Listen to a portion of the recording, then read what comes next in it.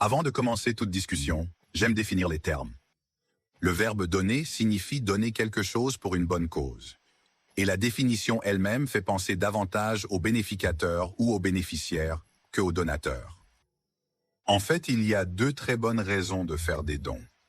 La première étant la bénédiction que c'est au bienfaisant, et la seconde étant que le donneur recevra toujours plus en retour que ce qu'il donne. Parlons alors brièvement des avantages pour le bienfaisant et le donateur. L'idée de mission de milliards de dollars est venue en raison de mon soutien à un orphelinat à Ouganda depuis 10 ans. Et lors d'une récente discussion avec le soignant, il m'a dit « John, tu es le seul père que la plupart de ses enfants ont jamais connu. » Ce monsieur aussi était orphelin. N'ayant jamais connu ses parents, il en paye le prix après que quelqu'un se soit occupé de lui. Le problème est qu'il y a eu plusieurs fois au cours de ces 10 années où je ne pouvais pas répondre à tous les besoins des enfants, et les enfants ne restaient parfois pas de nourriture pendant des jours à la fois. Et même pendant ces périodes, ils continuent à exprimer leur amour et leur gratitude envers moi. En tant qu'étranger aux Philippines, les gens ici pensent automatiquement que je suis riche. Lorsque vous aidez quelqu'un dans le besoin, il le raconte à d'autres. Bientôt, vous découvrez un nombre infini de personnes dans le besoin près de chez vous. Il y a sans doute eu des moments où nous avons tous donné et reçu de l'aide d'autres. Peut-être vous souvenez d'un moment de votre vie où vous étiez mal de chance et que quelqu'un est venu vous aider. La plupart d'entre nous y sont allés. Et sinon, vous pouvez au moins imaginer la différence qu'il pourrait faire lorsque vous êtes littéralement à un endroit de votre vie où vous ne pouvez pas gérer la situation seul. Étant bénéficiaire de la bonté de quelqu'un peut faire toute la différence dans le monde, et dans certains cas, cela peut être la différence entre la vie et la mort. Nous voulons naturellement éviter de donner de l'argent qui sera gaspillé. Par exemple, acheter des médicaments au lieu de nourriture. Un autre exemple est le soutien à des organisations dites caritatives, où les organisateurs perçoivent des salaires élevés et vivent luxueusement, tandis que seulement 0,5 $ par dollar va réellement à la cause. Et croyez-moi, cela décrit beaucoup d'organisations caritatives. Notre mission de milliards de dollars utilise une partie de nos dons pour maintenir notre site, le reste allant à nourrir des enfants affamés et lutter contre la traite des enfants. Les organisations que nous soutenons utilisent l'aide bénévole au lieu d'une bureaucratie de gestionnaires absorbant les fonds. Ce que je veux faire comprendre, c'est les bénéfices pour ceux qui ouvrent leur cœur et font un don à notre mission de milliards de dollars. Luc 638 parle du donneur de cette façon. « Donnez, et il vous sera donné. Bonne mesure, pressée, secouée ensemble et débordante, les hommes rendront dans votre sein. Car avec la même mesure que vous rencontrez, elle vous sera mesurée. » Encore une fois, beaucoup d'entre nous ne comprennent pas que Dieu est notre employeur.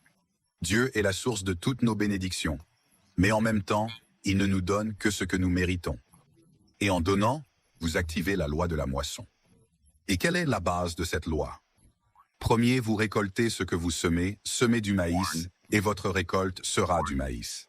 Semez de l'argent et votre récolte sera de l'argent dans le lieu 2 que vous devez semer pour récolter. Si vous ne semez aucune graine, vous n'obtiendrez rien en retour. Dans 3, vos graines seront multipliées, et vous moissonnerez plus que ce que vous semez donnerez, et elle vous sera donnée, bonne mesure, pressée, secouée ensemble, et courant. Beaucoup des personnes les plus riches de la Terre comprennent ce principe, et c'est pourquoi elles donnent toujours. Il y a sans doute de vrais philanthropes parmi eux, mais la plupart de ces personnes donnent de l'argent comme moyen d'augmenter leur richesse. Ils le font dans le but de revenir plus qu'ils donnent. Je ne veux pas entrer trop profondément dans ce sujet, mais la Bible dit que le Seigneur règne sur les justes et sur les méchants.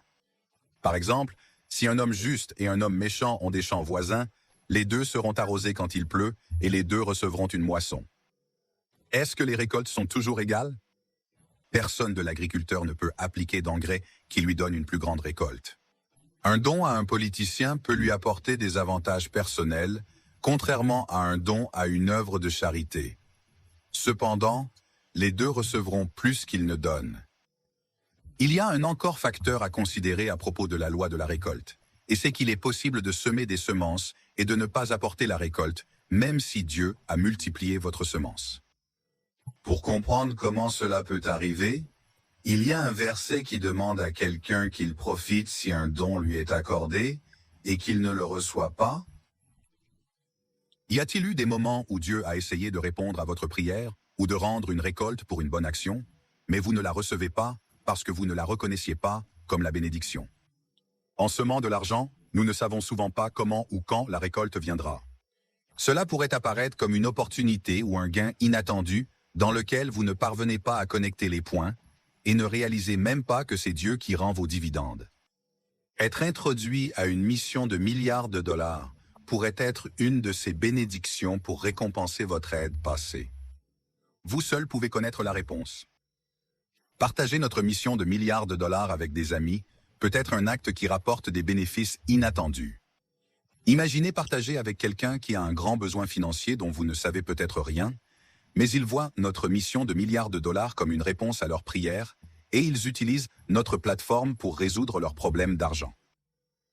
Partager notre mission avec quelqu'un pourrait lui permettre de recevoir de l'argent et résoudre leurs problèmes.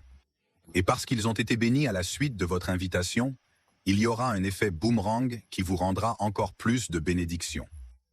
Donc, lorsque vous réfléchissez à faire un don à notre mission de milliards de dollars, considérez à la fois vous-même et ceux qui bénéficieront de votre don. Ils recevront une partie de votre don qui peut aider à répondre à leurs besoins immédiats, et ils peuvent à leur tour partager avec d'autres pour créer de la richesse générationnelle, s'ils le souhaitent. Et l'une ou les deux de ces bénédictions vous retourneront plus que ce que vous donnez. Demandez en toutes choses et faites confiance à Dieu pour tenir ses promesses. Voici John Austin. Merci de considérer de faire un don à notre mission de milliards de dollars.